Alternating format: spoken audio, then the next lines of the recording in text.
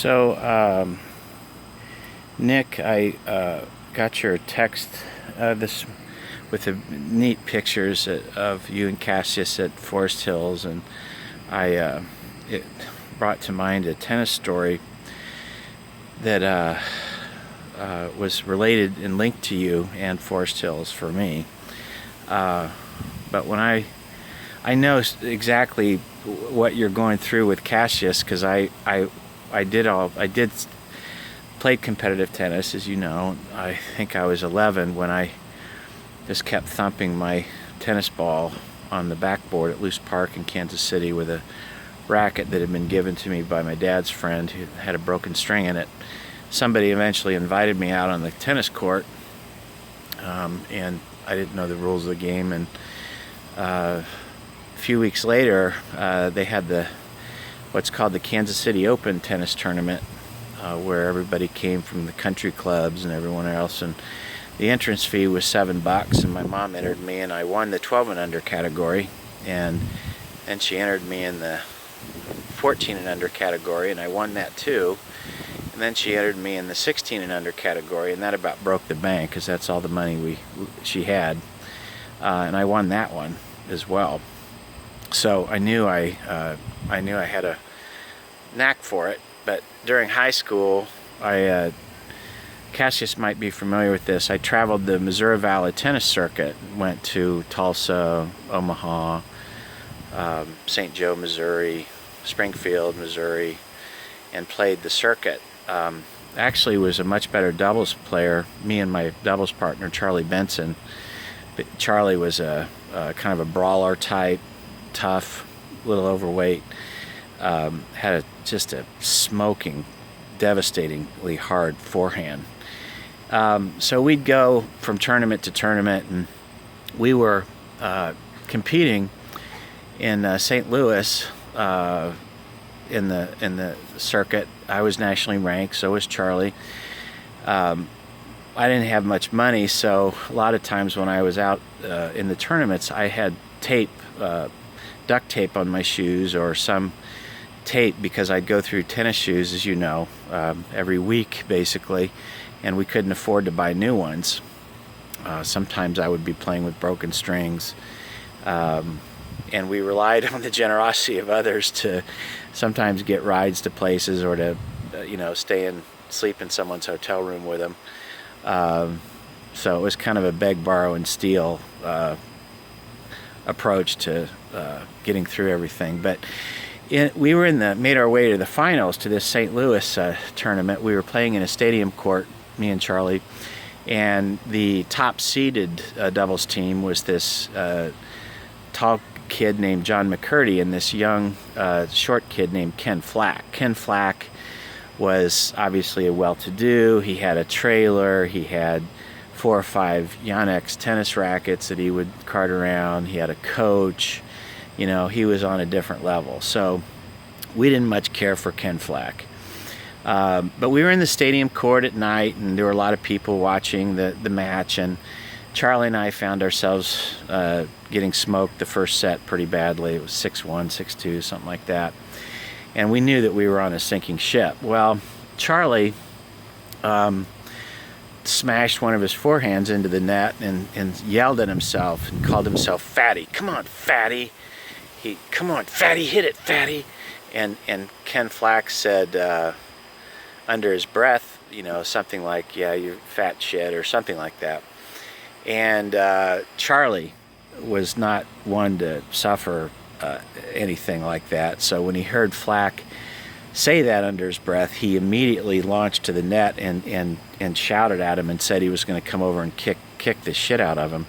Well, the parents in the crowd were just gasping and didn't know what to think. The country club set, and here was Charlie threatening to kick this guy's ass all over the court physically. And so got him settled down and this and that, and we lost the next 3 games, and Charlie was very distracted by this point. He was mad as a hornet. So I called a huddle, and Charlie and I decided that, you know what, we know we're going to lose, but we're not going to lose gracefully at all. We're going to try to figure out how we can take Flack down. So we decided that no matter what the score was on the rest of the match, that as long as we somehow hit Flack and knocked him out somehow, that was going to be enough of a victory for us. So I was receiving McCurdy's serve, and Flack was right in front of me at the net. And McCurdy lobbed this pretty easy serve over. I hit it back hard on his side, and he launched it way up in the air. And I didn't let on to Flack that the ball was way up in the air. Flack was looking at me. He didn't look behind him to see what was happening. So I stayed at the back of the court and waited until the last possible second, and then started a full sprint towards the net where the ball was coming down. And before Flack could do anything, I hit an overhead smash, and I literally hit him right in the middle of his forehead, literally, and knocked him flat on his ass. And Charlie screamed in delight, and both of us cheered, and you know, Charlie said, "That's right, motherfucker," or something like that. So the parents were just aghast. The officials didn't know what to do. It was blatant, unsportsmanlike conduct, etc. But years later, in the early 90s, when the mortgage thing was flying high, and I ran 72 offices, and we had a Learjet, we flew to New York and stayed in the Parker Meridian to go to Forest Hills and watch all the matches for the weekend. It was pretty heady stuff, and I went to a lot of the most expensive restaurants in the city, and I remembered that I compared my experience then to when you showed me New York City, staying at above the Harry and Me Cafe. This was the second time that I got to go to the city and really get immersed in it from an entirely different perspective. So one of the afternoons we were watching the women's single final, Steffi Graf, I think, and we decided, we were in the stadium court, and Chris Farley was there, and he was making jokes with people, I remember, and I remember the color, the pageantry, the beauty, the incredible celebration of tennis that was there. I was just overwhelmed by it all, and I couldn't help but think of you a lot, Nick, because again, for me, New York City is always deeply, deeply connected to you. So anyway, we decided to go to one last match, which was the men's doubles final. I hadn't been keeping up on competitive tennis at all.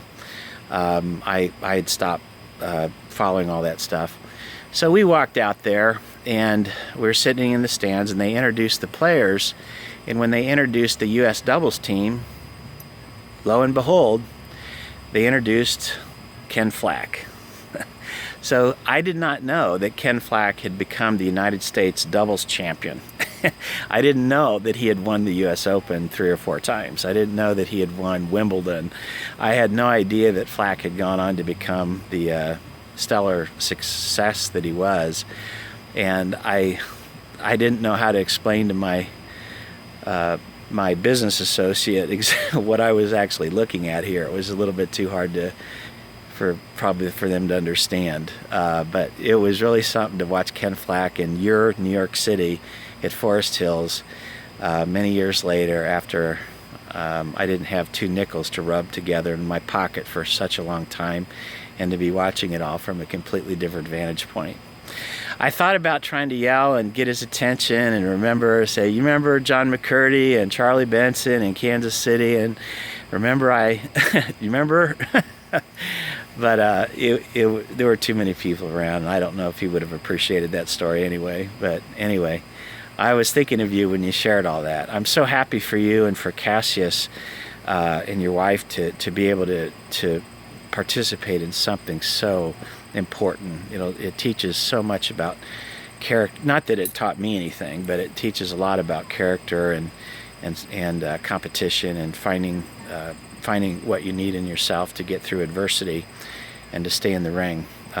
So anyway, thanks for sharing those pictures. I did, guys, turn 54 today, and the only thing I wanted was a Davik umbrella from New York. It's the world's finest umbrella. I'm an aficionado, as you know, of excellence, and it's the only umbrella in the world that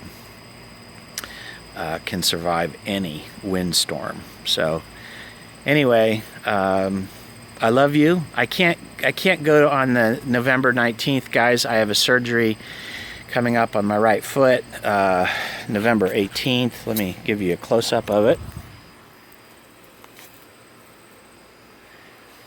As you can see, I'm not going to be doing any foot modeling anytime soon, but my wife has drawn my bath for me, and my afternoon activities call, so love you all. And looks like we'll just have to get together next year, or the four of you can enjoy yourselves.